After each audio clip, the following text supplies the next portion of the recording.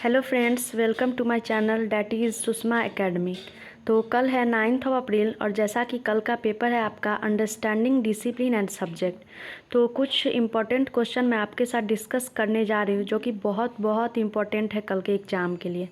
तो आपके क्वेश्चन कुछ इस तरीके से है। क्वेश्चन फर्स्ट की अगर बात करें तो है what is academic discipline, trace the history of the concept.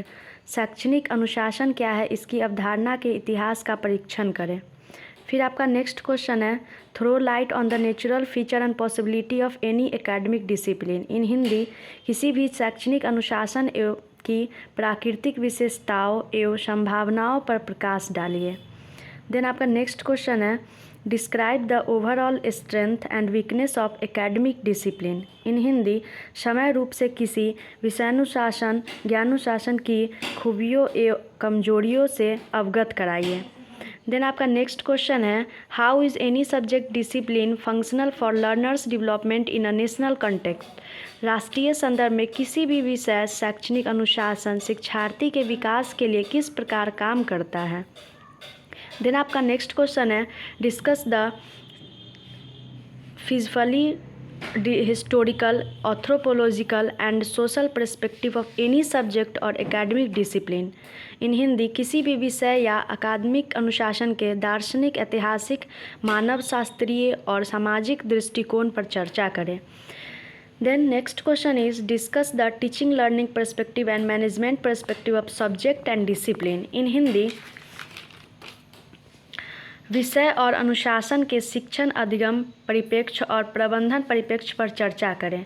Then आपका नेक्स्ट क्वेश्चन है give a view on expected competencies of subject and academic discipline for achieving learning objectives. सीखने के उद्देश्यों को प्राप्त करने के लिए विषय और शैक्षणिक अनुशासन की अपेक्षित दक्षताओं पर एक दृष्टिकोण दें। Next question is how mastery over a subject is a stepwise process. Try to prove that mastery over the subject means is to achieve a high level of competencies. किसी विषय पर महारत कैसे एक चरणबद्ध प्रक्रिया है, यह साबित करने का प्रयास करें कि विषय पर महारत का मतलब उच्च स्तर की दक्षताओं को प्राप्त करना है। Next question is any subject has its own subject specific term, why are these specific term, initials give reason. किसी भी विषय का अपना विषय विशिष्ट पद होते हैं, ये विशिष्ट पद क्यों आवश्यक है, कारण बताइए। Next question is describe the different methods of data collection. सम्यक संग्रह के विभिन्न विधियों का वर्णन करें।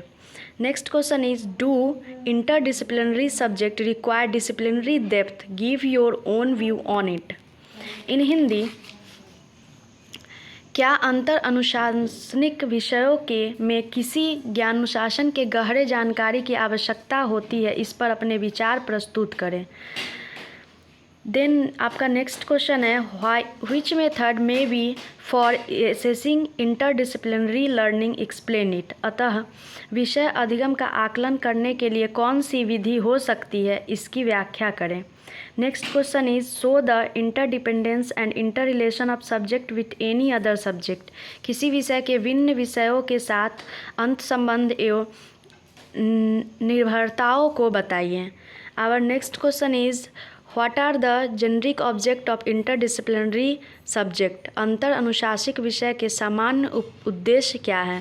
तो ये कुछ टोटल 14 क्वेश्चन है जो कि बहुत ज़्यादा इम्पोर्टेंट है कल के एग्ज़ाम के लिए। तो आप इसकी अच्छे से प्रैक्टिस करेंगे और ट्राई करेंगे ज़्यादा से ज़्यादा स्कोर करने के लिए। Thank you, have take care, bye bye.